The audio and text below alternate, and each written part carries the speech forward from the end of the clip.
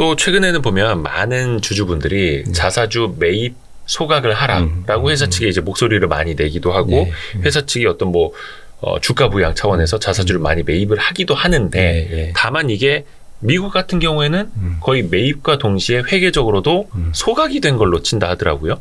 근데 우리나라는 자사주를 매입하고 소각을 하면 이게 뭔가 되게 큰 돈이 나가고 아까운 것처럼 인식을 하고 있어서 조금 기업들이 이 선택을 잘 안 하는데요. 네, 그것도 이제 아주 좋은 말. 그것도 역시 아까처럼 그 이제 북극성이 깔려 있으면 꼭 소송을 안 하더라도, 그러니까 이 의무 조항을 넣으면 좋은 거는 유사시에 만약에 문제가 됐을 때 소송으로 피해자인 주주가 직접 소제기를 할 수 있다. 소송을 통해 책임을 그게 하나가 있고, 꼭 소송을 우리가 좋아해서가 아니라도 우리 같이 살 때 북극성의 장점은 이제 동서남북 어디에서 봐도 항상 북쪽이 어딘지를 가리켜 주는 기능 아닙니까? 그렇게 다 같이 회사 경영함에 있어서 최소한의 어떤 가치 공유해야 될 가치가 뭐다 이제 선언해 주는 의미가 있는데 자사주 매입도 이제 그런 거라고 봅니다. 그걸 매입하든 소각하든 그게 뭐가 중요하겠습니까? 저는 그걸 가지고 마치 문제의 본질인 것처럼 이제 주장을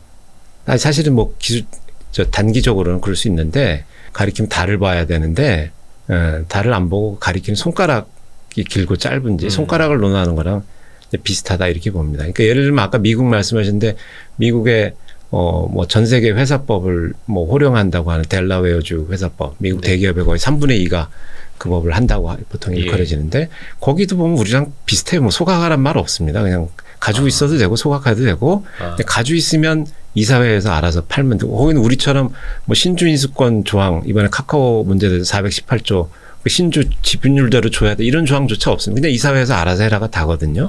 그래도 거기는 북극성이 있으니까 어련히 그런 문제가 안 생기는 거고 모범회사법이라고 이제 또 약간 표준약관 같은 미국 회사법인데 거기는 매입하면 무조건 소각이 원칙으로 그렇게 돼 있습니다. 근데 거기는 이제 그러니까 델라웨어 회사법은 장점이 그렇게 재량을 주면 예를 들면 임직원이라든지 뭐 직원들한테 가끔 스톡옵션이나 그 주식 줄 때가 있지 않습니까? 성과로 그런 걸 줄 때 이제 자사주 활용할 수가 있고 뭐 또 무슨 일이 있을 수 있는 그런 경우에 쓸 수 있다는 게 있는데 그 대신 그렇게 하려면 이제 주주의 가치를 훼손시키면 안 된다는 의무가 반드시 밑받침돼야 되는 거죠. 그렇게 되면 당연히 주주한테 이로울 때만 쓸 것이고 주주 가치를 경영진 앞으로 의결권 가치를 이렇게 되돌리는 요새 보니까 뭐 KTNG도 지난번 유튜브에 누가 나오셔가지고 신문에도 보니까 이제 자기 주식을 복지재단 이런 데다가 아마 11%를 이렇게 다 나눠주고 해서 주주들의 의결권 가치가 많이 침해될 수 있다 이런 걸 봤는데 그런 식으로 주주의 가치를 자기 앞으로 이렇게 돌려놓거나 아니 뭐 실제 거기가 그랬다는 얘기가 아니고 그러니까 그런 그 편취나 이런 거를 막을 수 있느냐가 본질이지 그걸 들고 있어도 옳게만 쓰면 아무 문제. 그리고 이미 사는 순간 소각하는지 여부는 장부에 그 이익잉여금하고 이렇게 회계 처리하느냐의 뿐이지 경제적 실질은 그 소각을 안 하더라도 그 주식에 대해서는 배당도 안 나가고 의결권 없고 똑같거든요. 근데 회계 처리 우리가 하라고 강요하는 거 자체가는 왜 그런가 곰곰이 생각해 보면 자기 마음대로 또 어디다 팔거나 뭐 자사주 맞교환하거나 우호세력한테 나누는 그게 겁나는 거잖아요. 그럼 그러지 말라고 그러면 되지. 주주의 가치를 훼손하지 말고 주주 비례적 이익을 보호하라고 한마디 하면 되는 거지. 그 초등학생처럼 다 소각해. 그 옛날에 어디 군대 있을 때 이렇게 뭐 하나 하다가 사고 나면 전부 다 금지, 전원 금지. 그 사고가 왜 났는지 원인을 해서 그 사람만 못하게 하면 되는 거 아니겠습니까? 그래서 우리 자사주 매입 소각도 저는 좀 그렇게 너무 디지털식으로 일단 그리고 근원을 좀 보는 게 필요하다. 자사주를 그 활용하는 게 문제면 활용을 못하게 하는 게 중요하지. 꼭 소각해라. 뭐 이렇게 좀 경영권 재량을 제약한다.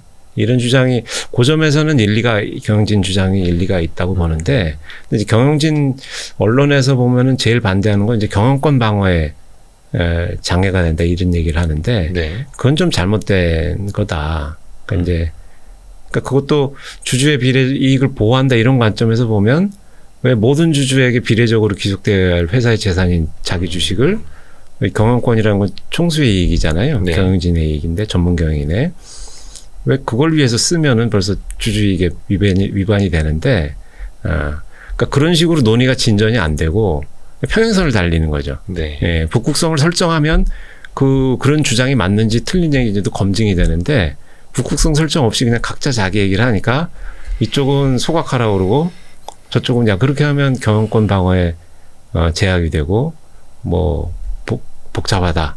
그렇게 하면 서로 접점을 찾거나 누구 얘기가 맞는지 좀 판단하기 어렵게 되지 않냐 그런 겁니다. 그러니까 그 경영권 방어도 어찌됐든 간에 누군가 이제 뭐 공격을 당한다라는 전제가 있으니까 뭐 방어라는 그렇죠, 표현을 그렇죠. 등장을 하겠습니다만 어찌됐든 간에 회사를 더 안정적으로 경영을 하고 성장을 시키고 이러기 위해서 경영권도 이제 방어가 필요한 건데 그런데 이거를 결론적으로는 자사주를 매각하거나 아니면 뭐 다른 걸 인수할 때 쓰거나 맞교환을 하거나 이거 하나하나가 결국은 그 회사의 가치, 주주의 가치에 부합하는가만 보면 된다라는 그렇죠. 게 이제 큰 틀에서의 교수님의 말씀으로 이해가 되고요.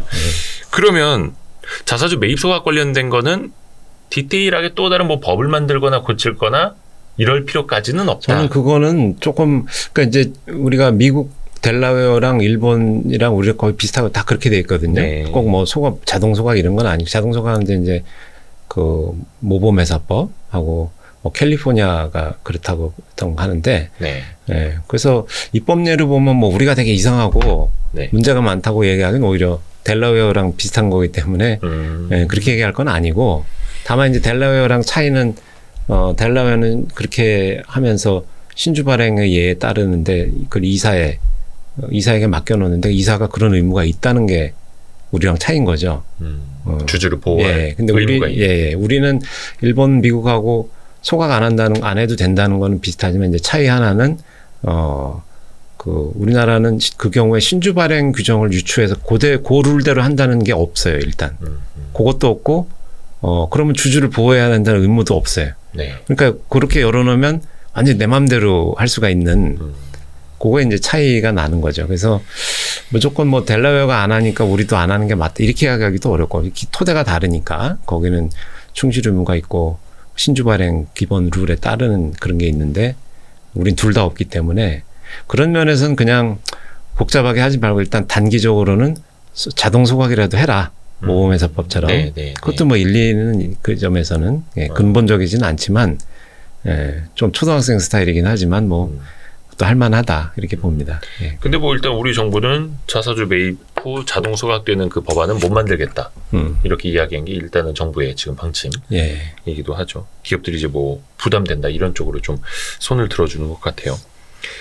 그 부담이란 게 그러니까 생각해보면 그 회계 처리하는 거 말고는 뭐 추가적인 그걸 할 건 없거든요. 예. 그러니까 이익 소각이면 일단 뭐 합병으로 해서 사거나 이러면 이제 감자 절차를 밟아야 되지만 보통 배당 가능 이익으로 우리 통상 하는 자사주 취득은 그냥 이사회 결의로 없애면 되기 때문에 뭐 복잡하고 자시고 할 것도 없습니다. 근데 이제 기업이 부담된다는 건 결국 이제 경영권 방어 지분율 뭐 한 20, 30%뿐이 안 되는데 자사주 있으면 얼마나 든든합니까? 그러면 행동주의 함부로 못 들어오잖아요. 유사시에 삼성물산 때 KCC한테 5점 몇 프로 팔아가지고 합병해서 결국 이겼잖아요. 아주 클로스하게 이겼는데 그것 때문에 덕분에 이겼듯이 그게 있으면 굉장히 그 경영권에 이제 보탬이 되니까 결국 그 얘기일 거라고 봐요. 뭐 직원들 성과 보고서 미국에서는 주로 그런 얘기나 스톡옵션 이런 얘기 때문에 나오지만 한국이 뭐 그것 때문에 자사주가 그렇게 많이 필요하다는 건 아닌 것 같고 그렇다고 그러면은 경영권 얘기를 하는데 근데 경영권이라는 것도 잘 생각해 보면 그 개념이 뭐냐는 걸 생각하면 결국 지분율이거든요. 네. 그리고